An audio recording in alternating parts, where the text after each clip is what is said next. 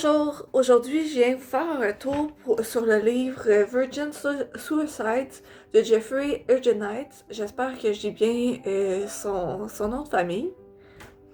En gros, ce qui se passe dans cette histoire-là, c'est ça commence avec le suicide de Cecilia, une des filles Lisbonne, euh, ce qui fait un grand choc dans le village.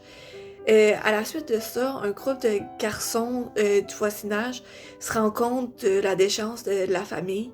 Les quatre autres filles Lisbonne vont de moins en moins à l'école, jusqu'à plus n'y aller. La maison est en déchéance, est plus très bien entretenue. Euh, Même que le père perd son emploi à un certain moment.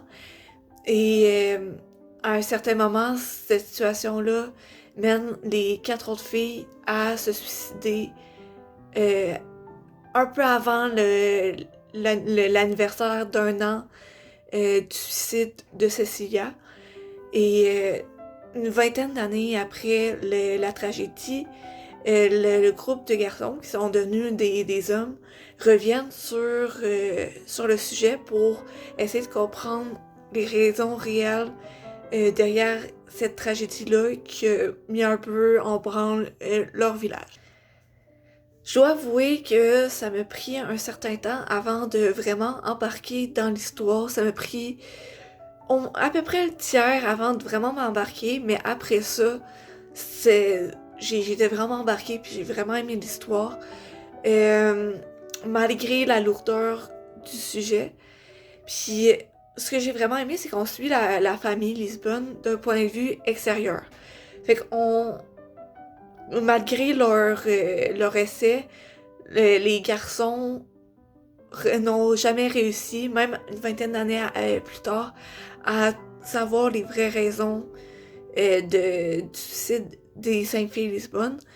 Ils ont même enquêté un peu partout, demandé à différentes personnes qu'ils ont connues de loin et de près, mais en vain. Euh, Fait que c'est ça que j'ai vraiment... Ben, c'est ça qui m'a accroché un peu dans l'histoire, c'est que malgré tous les efforts faits, à la fin, on sait pas vraiment. Tu sais, on peut se douter que ne plus aller à l'école, ça l'a pas aidé.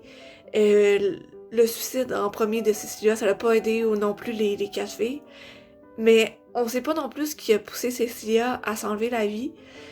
Fait que c'est difficile de comprendre tout ça. Puis c'est un peu ça que j'ai apprécié. Je trouve que ça démontre un peu la réalité derrière l'histoire. Moi, personnellement, j'ai pas vécu quelque chose comme ça. J'ai pas vécu comme le suicide de quelqu'un qui m'est proche. Mais je m'imagine que en, pour un regard extérieur, ça ressemble un peu à ça de voir. Ben, c'est peut-être qu'on voit pas toujours la déchéance aussi bien que dans cette histoire-là. Mais tu sais, de pas comprendre, d'essayer de comprendre, de demander des questions à l'entourage. Puis personne n'a vraiment de réponse tangible. Comme on a, que peut-être des pistes sans jamais réellement avoir de raison concrète. Et c'est un peu ça que j'ai aimé, c'est ça.